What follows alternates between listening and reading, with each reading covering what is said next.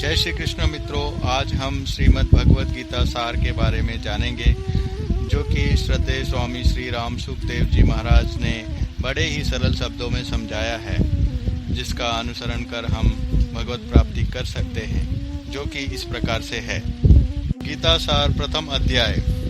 संसारिक मोह के कारण ही मनुष्य मैं क्या करूं और क्या नहीं करूं, इस दुविधा में फंसकर कर्तव्यच्युत हो जाता है। अतः मोह या सुख आसक्ति के वशीभूत नहीं होना चाहिए।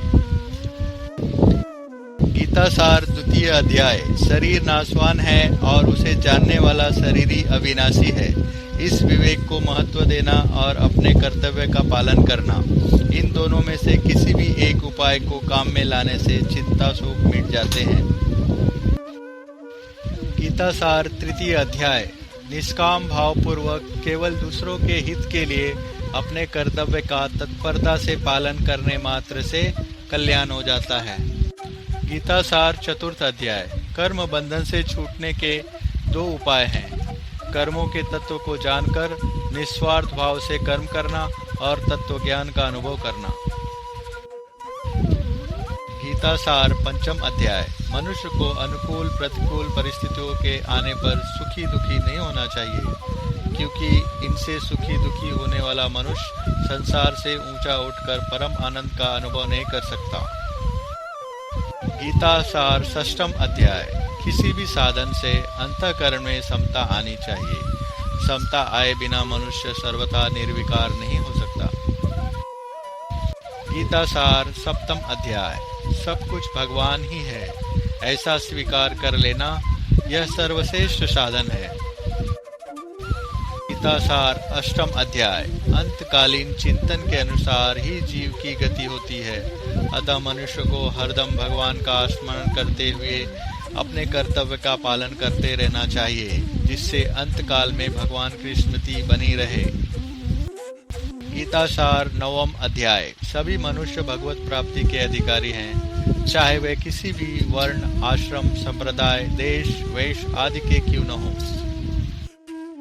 गीता सार दशम अध्याय। संसार में जहाँ भी विलक्षणता विशेषता सुंदरता महत्वता विद्वता बलवता आदि दिखे, उसको भगवान का ही मानकर भगवान का ही चिंतन करना चाहिए। गीता सार एकादश अध्याय। इस जगत को भगवान का ही स्वरूप मानकर प्रत्येक मनुष्य भगवान के विराट रूप के दर्शन कर सकता है। गीता सार द्वादश अध्याय। जो भक्त शरीर इंद्रिया मन बुद्धि सहित अपने आप को भगवान के चरणों में अर्पण कर देता है, वह भगवान को प्रिय होता है। गीता सार त्रयोदश अध्याय। संसार में एक परमात्मा तत्व ही जानने योग्य है, उसको जानने पर अमरता की प्राप्ति हो जाती है।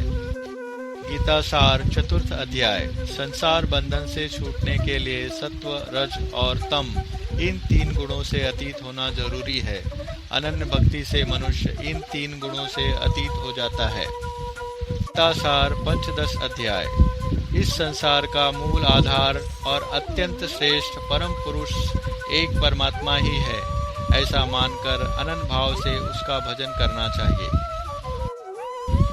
गीता सार षोडश अध्याय। दुर्गुण दुराचारों से ही मनुष्य 84 लाख योनियों एवं नरकों में जाता है और दुख पाता है। अतः जन्म मरण के चक्र से छूटने के लिए दुर्गुण दुराचारों का त्याग करना आवश्यक है। गीता सार सप्तदश अध्याय। मनुष्य श्रद्धापूर्वक जो भी शुभ कार्य करे, उसको भगवान का स्मरण करके उनके नाम का उच्चारण करके ही आरंभ करना चाहिए। गीता का सार अष्टादशम अध्याय। सब ग्रंथों का सार वेद है, वेदों का सार उपनिषद है, उपनिषदों का सार गीता है और गीता का सार भगवान की शरणागति है। जो अनन्य भाव से भगवान की शरण हो जाता है, उसे भगवान संपूर्ण पापों से मुक्त कर देते हैं।